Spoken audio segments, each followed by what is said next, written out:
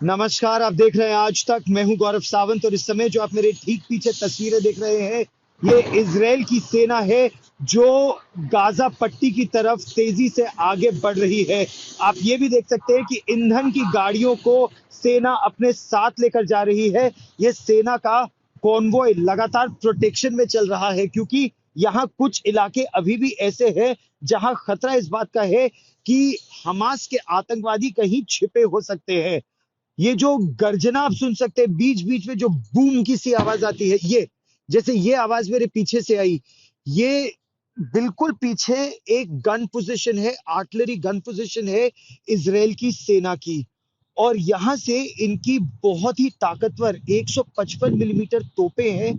ये गरज रही हैं लगभग लगातार, और ये निशाना बना रही है गाजा पट्टी में हमास के ठिकानों को, जो अब से थोड़ी देर में मैं आपको आकाश में भी दिखाने की कोशिश करूंगा, ताकि आपको इसराइल के इस मल्टी डायमेंशनल वॉरफेयर के बारे में कुछ बता सकूं, किस तरह से टेक्नोलॉजी का इस्तेमाल किया जा रहा है।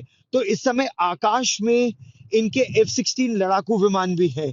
वो लड़ाकू विमान जो जैसे ही किसी संवेदनशील इलाके के बारे में उनको खबर मिलती है, तो अपना उसको ये लोग पीजीएम कहते हैं, प्रिसिशन गाइडेड म्यूनिशन, यानी बिल्कुल अचूक मार करती है उस ठिकाने पर, उस बिल्डिंग पर, उस जगह पर जहां पर उस बम को गिरना हो। और वहां हमास के ठिकानों को पूरी तरह से ध्वस्त करने का इजराइल अभी दावा कर रहा है। और केवल आकाश से नहीं, ये देखिए, ये एक और गर्जना आपने सुनी। तो जिस सड़क पे इस समय हम हैं, ये बिल्कुल दक्षिणी छोर है इसराइल का। यहां से बस ये रेल लाइन है। रेल लाइन के बाद कुछ खुला इलाका, कुछ सेटलमेंट्स वहां पर है, और उसके बाद गाजा पट्टी शुरू हो जाती है। जो हमास के आतंकवादी आए थे, वो इसी रास्ते से आए थे। और बहुत उसके बारे में सुनकर, सोचकर, जानकर बहुत आघात भी पहुंचता है। क्योंकि आप ये सोचिए कि इसराइल ने वहां जो उनकी फेंस थी, उस पे उनके कैमरे भी लगे रहते हैं, उस पे उनका अर्ली वार्निंग सिस्टम भी लगा रहता है। लेकिन वो क्यों नहीं काम किया? या फिर वो त्योहार का समय था, ज्यादातर लोग छुट्टी पर थे। एक और गर्जना आपने सुनी। अब ये लगातार जो हम गर्जना सुनते हैं ना, पहले तो ऐसा लगता है कि जैसा इनका जो आर्टिलरी का ओपी अफसर होगा, आर्टिलरी यानी तोपखाना, ओपी अफसर माने ऑब्जर्वेशन पोस्ट ऑफिसर, या फिर वो जो यूएवी से देख रही होगी टीम, वो लगातार ऐसे ठिकानों को देखती रहती है कि तोप का गोला कहाँ गिरा, एक्यूरेट गिरा, नहीं गिरा। फिर वो करेक्शन देते हैं, फिर उन करेक्शन के आधार पर अगला गोला मारा जाता है, और फिर निशाने को अक्वायर किया जाता है। लेकिन पीजीएम के साथ ये है कि एग्जैक्ट लैटलोंग जो कहा कहती है फौज अपनी भाषा में, उसके जो भी उसका लैटिट्यूड है, लॉन्गिट्यूड है, पूरा उसका down to the last metre उनको वो जानकारी रहती है। और एग्जैक्ट उसी ठिकाने पर इनके बम गिरते हैं। तो वैसे पीजीएम भी यहाँ से लगातार दागे जा रहे हैं। मैं आपको बता रहा था कि किस तरह, देखिए यहाँ पर अभी भी एक गोली, आपसे बात करते करते ये देखिए, एक एक गोली अभी नजर आई, ये देखिए। और ऐसे एक नहीं, दो नहीं, 100 नहीं, हजारों खोखे, कुछ खर्च किए हुए और कुछ इस तरह का जिंदा कारतूस यहां आपको लगातार दिखता रहेगा। इतने खोखे फायर किए गए, इतने राउंड यहां पर फायर किए गए थे। शनिवार को एक और गोला दागा गया। लगातार ऐसे गोले दागे जा रहे हैं। और ये आकाश में देखिए, ये आकाश में आपको F-16 की गर्जना भी सुनाई देगी। और यहाँ पर ये देखिए, ये मिलिट्री मूवमेंट लगातार हो रहा है, रिजर्विस्ट्स लगातार आ रहे हैं। एक तरह से यहाँ जंग का ऐलान वो तो प्रधानमंत्री बिन्यामिन नेतन्याहू ने कर ही दिया, लेकिन उस जंग के ऐलान के अलावा जंग जारी है यहाँ पर। यहाँ मैं आपको और भी खोखे भी दिखाता रहूंगा, वो भी बताऊंगा कि इसी रास्ते से, तो वहां पर फेंस को बुलडोजर से तोड़ते हुए, बुलडोजर से फेंस को तोड़ते हुए आतंकवादी अंदर घुसे। और एक दो तीन चार नहीं, इसराइल के मुताबिक 1,000 से ज्यादा आतंकवादी अंदर घुसे थे। कैसे? कई तो थे अपनी मिनी बसों में, मिनी बस हथियारों से लैस, एम्यूनिशन से लैस, ये देखिए। और वीआईपी मूवमेंट भी नेतागण भी आ रहे हैं। अच्छा, इजराइल का झंडा हर किसी ने अपनी गाड़ी में इस समय लगा रखा है, एक तरह से ये दिखाने के लिए कि पूरा देश एकजुट है। लेकिन मैं आपको एक बात और यहाँ बता रहा था कि कैसे वो घुसे। देखिए, एक मिलिट्री कॉन्वॉय और अब यहाँ चलता जा रहा है। ये अमेरिका में निर्मित हमवी गाड़ियां हैं, और ये हमवी गाड़ियां लगातार न केवल गश्त लगा रही हैं, बल्कि एरिया डोमिनेशन कर रही हैं, बल्कि इस पूरे इलाके को पूरी तरह से अपने कब्जे में भी ले रही हैं। तो 6 की तारीख की बात मैं आपको एक बार फिर बताऊं, वो आतंकवादी कांटेदार तार जो थी, बाढ़ थी, बुलडोजर के जरिए उसको तोड़ा, कई जगह पर तोड़ा, और गाड़ियों में दंदनाते आ गए। गाड़ियां कम पड़ गई, मोटरसाइकिल पर 3-3 आतंकवादी, तीनों के हाथों में assault rifles, latest assault rifles के साथ, वो पूरा मैगजीन पाउचेस भरे हुए गोलियों से, जितनी गोलियां अपने साथ ला सकते थे लेकर आए। उसके अलावा पीछे गाड़ियां आ रही थी, ट्रक और मिनी बसें भर भर के आ रहे थे, जिनमें गोलियां, गोला बारूद, आरपीजी के शेल भरे हुए थे कि अगर गोलियां खत्म हो जाए तो वापस गाजा पट्टी ना जाना पड़े। यहीं पर उनके पास रिप्लेनिशमेंट भी था। और जहां रेम में वो रॉक म्यूजिक कॉन्सर्ट हो रहा था, उस म्यूजिक कॉन्सर्ट की जगह पर तो सीधा हैंग ग्लाइडर से उतरे।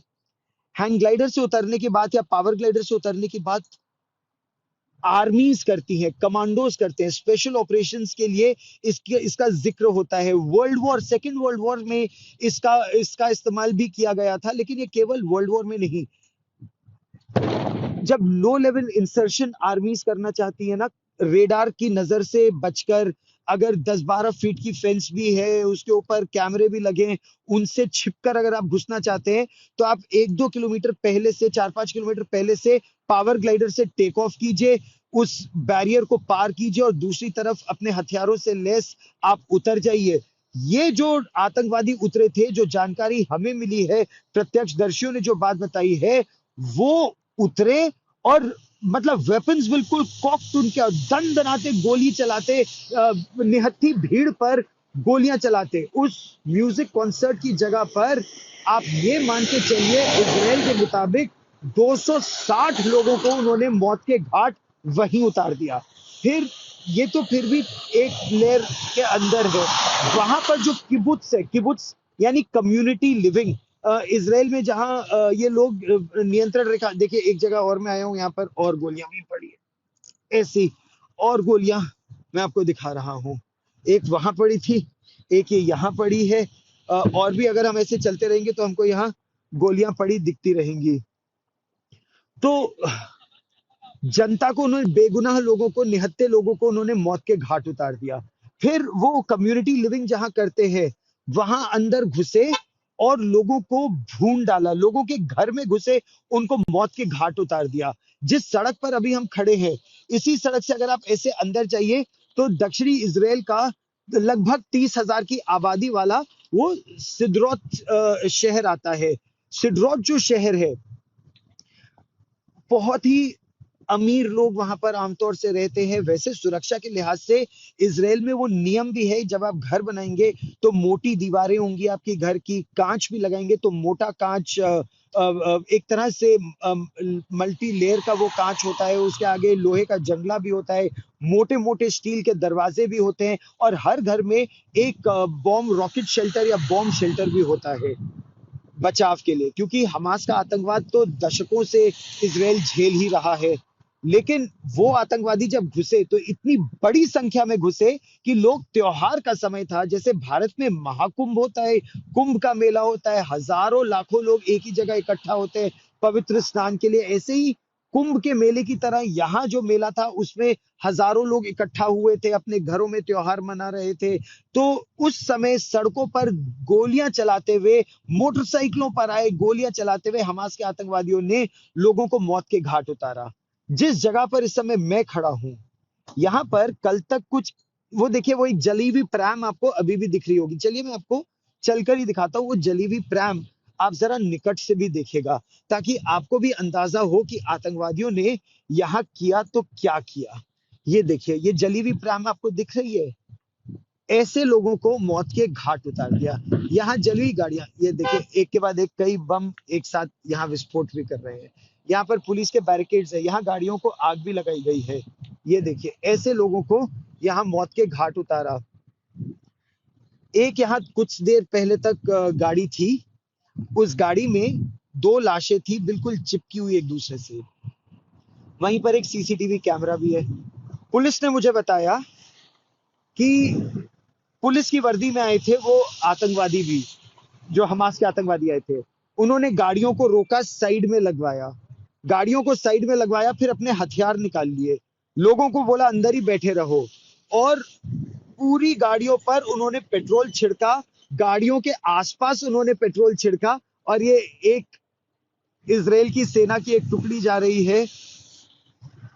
इनमें से कुछ सिपाही ऐसे हैं जिनसे हम लोग लगभग पिछले 4-5 दिनों से रोज मिल भी रहे हैं, और उनके कैंप्स में भी जाने का हमको अवसर मिला है। तो मैं आपको बता रहा था कि वहां पर उन्होंने गाड़ियों के आसपास पेट्रोल छिड़क दिया और गाड़ियों में आग लगा दी। जिंदा लोग अंदर झुलस गए गाड़ियों में, ऐसी लाशें अंदर पड़ी है कि इजरायली लोग गाड़ियों के अंदर मरे पड़े हैं, और जिन्होंने निकलने की कोशिश की उनको हमास के आतंकवादियों ने गोली मार दी। अब ये किस तरह का अपने होमलैंड के लिए इनका युद्ध है? ये आतंक नहीं, और आतंक का घिनौना चेहरा नहीं तो और क्या है? खैर, ये देखिए अभी भी वहां पर जली हुई गाड़ियां और इतना पेट्रोल छिड़का आसपास, सड़क भी जल गई, सड़क के आसपास का पहाड़ भी थोड़ा सा यहाँ जला हुआ है। ये यहाँ की उस दिन की घटना है। बहुत वीरता भी यहाँ के लोगों ने दिखाई। निहत्थे लोग आतंकवादियों से भिड़ गए, लड़े, मारे भी गए। अगर आप मरने वालों की संख्या देखें तो आज मौत का आंकड़ा इसराइल के मुताबिक 1300 लोग मारे गए हैं। एक बात और जो भारतीय होने के नाते जो बात हमको पता चलती है, 26/11 का आतंकी हमला जब भारत में हुआ था तो पाकिस्तान से 10 आतंकवादी आए थे, 166 लोग मारे गए थे। यहां पर अंदाजा लगाइए कि यहां पर 1000 आतंकवादी आए थे। मैं आपको बताया था ना, एक और जगह आपको ले चलूंगा जहां बहुत खोखे ही खोखे पड़े। ये देखिए, खोके ही खोके, कारतूस ही कारतूस, पूरी सड़क पर हर ओर बिखरा हुआ है। ये है इस समय इजराइल के दक्षिणी भाग की असलियत। तो हमारे यहाँ 166 लोग मारे थे जब 10 पाकिस्तानी आतंकवादी आए थे। यहाँ पर 1000 से ज्यादा आतंकवादी आए थे, 1300 लोग मारे गए हैं, 2000 से ज्यादा लोग घायल हैं। और इसीलिए अब इजराइल का कहना है इनफ इज इनफ। अब हमें दुनिया की चिंता नहीं है, दुनिया क्या कहती है हमें फर्क नहीं पड़ता। और ये बात केवल बिन्यामिन नेतन्याहू यहाँ के प्रधानमंत्री नहीं, यहाँ के आप आम आदमी से बात कीजिए, सेना से बात कीजिए, सिविल सोसाइटी के लोगों से बात कीजिए। जितने लोगों से मैंने बात की है, इतने आहत है, इतना दर्द है। यहाँ की जनसंख्या भी कम है। भारत में तो मतलब इतने करोड़ों लोगों का, 130 करोड़ 140 करोड़ लोगों का देश है, 166 लोग मारे गए, हम लोग को कितना दर्द हुआ। यहाँ देखिए, छोटी आबादी वाला देश, भारत के एक राज्य से छोटा पूरा देश, और यहाँ पर 1200-1300 लोग मारे जाए, 2000 से ज्यादा लोग मारे जाए, कई दर्जनों लोगों को बंधक बना लिया जाए।